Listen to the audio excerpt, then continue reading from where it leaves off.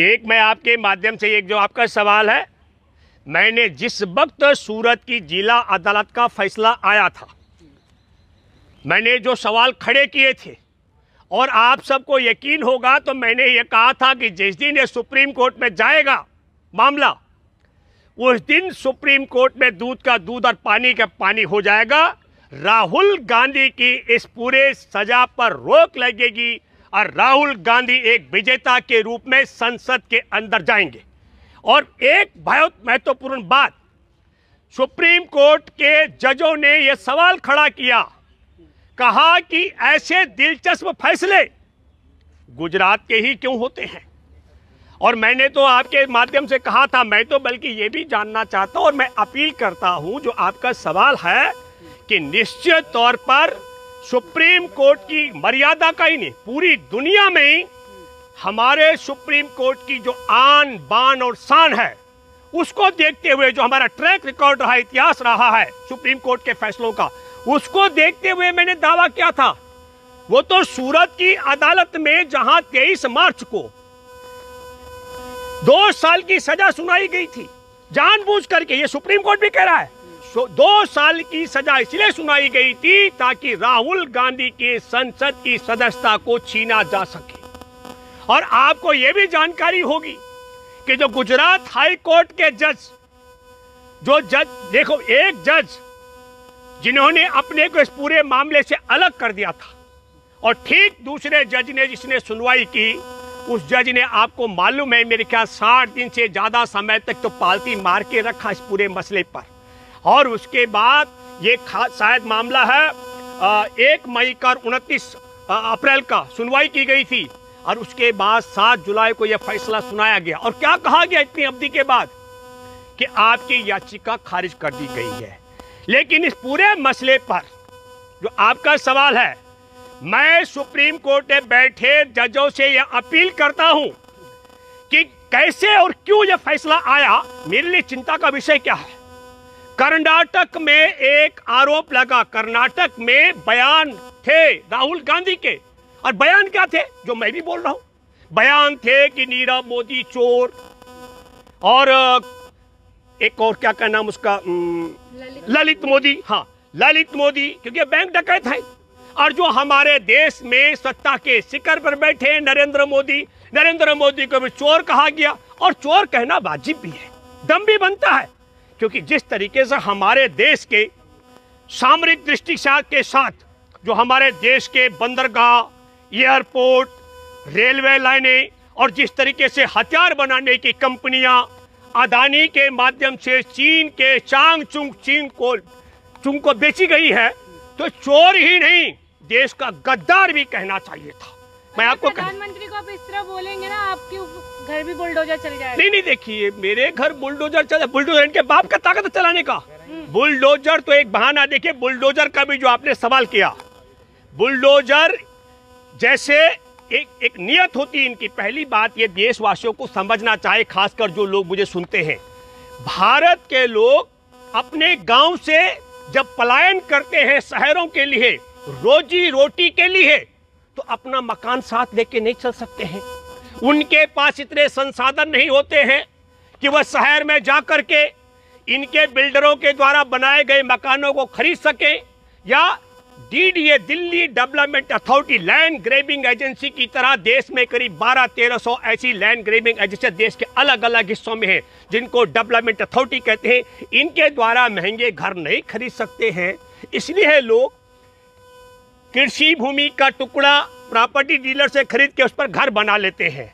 और चूंकि यह पूंजीपतियों की पार्टियों की सरकार है, इसको मालूम है कि जिन कॉलोनियों में गरीबों ने अपने खून पसीने से घर बनाए हैं, उन्हें यह अनाधिकृत या अवैध निर्माण के नाम पर ध्वस्त करती है। एक अपराध की 2 सजा कभी लोकतंत्र में मिल नहीं सकती है। ये बुलडोजर जो JCB खड़ा करने का षड्यंत्र है, आपके ही माध्यम से मैं बताना चाहता हूं।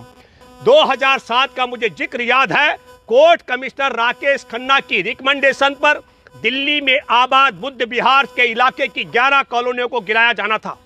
हमने चैलेंज किया जनसंघर्ष वाहिनी के बिहाफ पर, हम कॉलोनियों को नहीं गिराने देंगे। 55 लाख रुपए का खर्च आया था। उस एक दिन बुलडोजर और जो वहां फोर्स लगाई गई थी, पुलिस और पैरामिलिट्री फोर्स, उसका जो खर्च आया था वो अदा करना पड़ा था डीडीए को। और अदालत में आज भी मैं दावे से कह सकता हूं कि 55 लाख का खर्च करने के बाद भी हमने इलाके को नहीं गिराने दिया। अब तुम चैलेंज कर रही हो कि नरेंद्र मोदी आएगा मेरा घर गिरा देगा, तो मैं स्वागत करता हूं। आए ना मोदी, अगर मोदी का ताकत है मेरा घर गिराने का, तो अब समझ गए। तो सर सुप्रीम कोर्ट में देखिए, मैं आपके माध्यम से एक बात कहना चाहता हूं कि ललित मोदी हमारे देश की बैंक डकैती लेकर के भागा, नीरव मोदी हमारे देश के बैंक में जमा धन लेकर के भागा, डकैत है। और नरेंद्र मोदी ने कहा था मैं देश नहीं बिकने दूंगा, मैं देश नहीं झुकने दूंगा, लेकिन देश में कुछ नहीं बच रहा है, सब बेच रहा है, देश विक्रेता बन के बैठा है। और इसमें राहुल गांधी ने एक और शब्द कहा, इस प्रकार अगर खोज हो तो और भी मोदी चोर निकल सकते हैं। इसमें बताइए, यह बात कर्नाटक में बोली जाए तो गुजरात में मुकदमा दर्ज हो जाए, यह बड़ा विचित्र है। इसलिए जो आपने कहा, मैं दावे के साथ में कह सकता हूं, मुझे हमारे देश के संविधान पर और मुझे हमारे देश के सुप्रीम कोर्ट पर बहुत यकीन है। इसलिए मैं दावे के साथ में कह सकता हूं, न केवल आपने बरी की बात की यह मुकदमा खारिज होगा, लेकिन मैं यह मानता हूं, देखना रोचक होगा। बीजेपी के लोग कह रहे हैं कि ज्यादा खुश होने की जरूरत देखिए, नहीं है। सुना हुआ बात हो रहा हूं, पहले सुना भी करते हैं भाई, ठीक है, आपको उदारता दी हमने।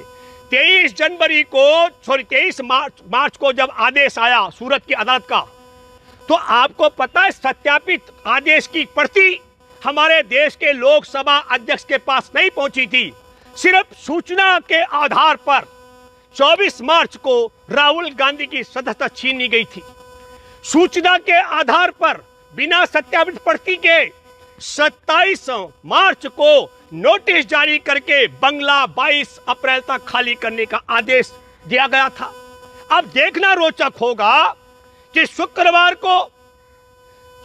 को सुप्रीम कोर्ट का आदेश, सुप्रीम कोर्ट की चौखट और हमारे देश के लोकसभा सचिव मतलब संसद भवन का प्रांगण, मैं ये कहूं कि दोनों आपस में जुड़े हुए हैं।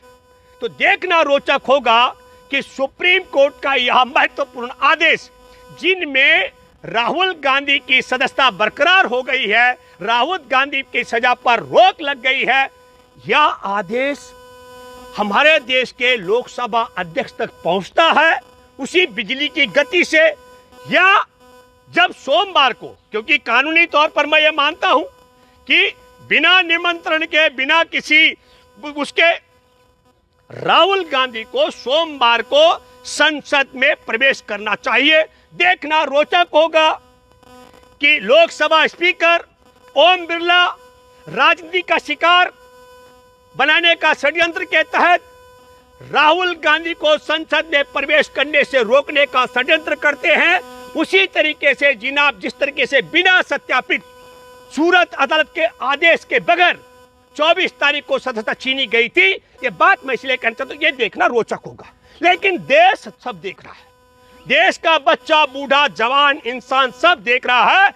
एक मामला हमारे देश और दुनिया में हिडनबर्ग की रिपोर्ट ने पोल खोल करके रख दी थी कि किस तरीके से हमारे देश में 2020 का 15 जून का गलवान घाटी में 20 निहत्थे जवानों की हत्या और 74 को अधमरा करवाने के बाद नरेंद्र मोदी ने तब क्या कहा था, देश और दुनिया का कोई प्रधानमंत्री दूसरी दुनिया का अगर होता तो यकीनी तौर पर मैं कहता हूं लोग जूतों से मारते। जिस आदमी ने कह दिया प्रधानमंत्री की कुर्सी पर बैठे हुए, कहा न कोई घुसा है न घुसाया है, न हमारी सीमा में किसी का कब्जा है, लेकिन जब पोल खोल हुई तो फिर कहा कि मैं चीनी ऐप्स पर प्रतिबंध लगाता हूं। भारत ने वो भी देखा, ये भी कहा गया जो रैपिड रेल मार्ग बन रहा है दिल्ली मेरठ का, उसमें एक टनल का जो ठेका था 1100 करोड़ रुपए का करीब चीनी कंपनी का, वो कुछ समय के लिए रद्द कर दिया गया था। और जब हिडनबर्ग की रिपोर्ट ने पोल खोल की, और पोल खोल क्या हुई, पोल खोल हुई कि चीनी नागरिक चांग चुंग लीन है और वह अदानी का यार है, और अदानी को देश का बंदरगाह, एयरपोर्ट, हथियार बनाने की कंपनियां, रेलवे लाइनें इसलिए दी गई है ताकि देश के साथ गद्दारी की जा सके। और मैं दूसरा भी कहना चाहता हूं, मैं कांग्रेस और विपक्ष के लोगों से अपील करता हूं, एक और खेल न केवल यह देश के साथ गद्दारी है कि जवानों की हत्या पर कहा गया कोई नहीं आया, न केवल यह गद्दारी है कि हथियार बनाने की कंपनियां एयरपोर्ट, रेलवे लाइन और बंदरगाह बेचे जा रहे हैं। एक और नुकसान, नेपाल की जो सीमा है 1700 किलोमीटर से ज्यादा लंबी, जब से हमारे देश की सेना को कमजोर करने के लिए चीन से सुपारी लेकर के संघ परिवार और उसके प्रचारक नरेंद्र मोदी ने सेना को कमजोर करने के लिए अग्निवीर में तब्दील किया है। हमारा एक समझौता है 1947 का, नेपाल का और भारत का। उस समझौते के तहत हमारे देश में 40,000 नेपाली गोरखा, नेपाली बहुत लोग होते हैं, नेपाली गोरखा फौज रहते हैं।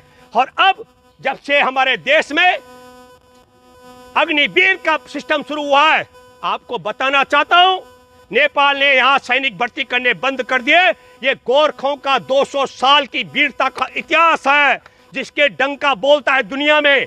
और अब ये सुपारी लेकर देश की सेना को कमजोर कर रहे हैं और चीन अपनी लिबरेशन आर्मी में नेपाली गोरखों की भर्ती शुरू कर रहा है।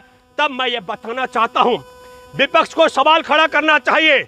और जो सेना के अधिकारी और जवान हैं, आम लोगों को हो सकता है कि मेरी बात ना गवारा गुजर रही हो, लेकिन जो जानते हैं देश की हिफाजत को लेकर, देश के जवान, देश के इंसान और देश के बुद्धिजीवियों के साथ जवान आर्मी के अधिकारी, आर्मी के और सेवानिवृत्त और तमाम राजनीतिक दल कि 1700 किलोमीटर लंबी जो हमारे सीमा है नेपाल में, उसकी सुरक्षा की ताकत कितनी लगानी पड़ेगी, क्योंकि नेपाल की सेना के साथ चीन खड़ा रहेगा। तब ये देखना रोचक होगा। इसलिए मैं कहना चाहता हूं कि विपक्ष को यह सवाल भी उठाना चाहिए संसद के अंदर कि चीन से सुपारी लेकर के नेपाल को दुश्मन बनाना और भारत की सेना को कमजोर करके अग्निवीर में तब्दील करना, यह देश के साथ गद्दारी है।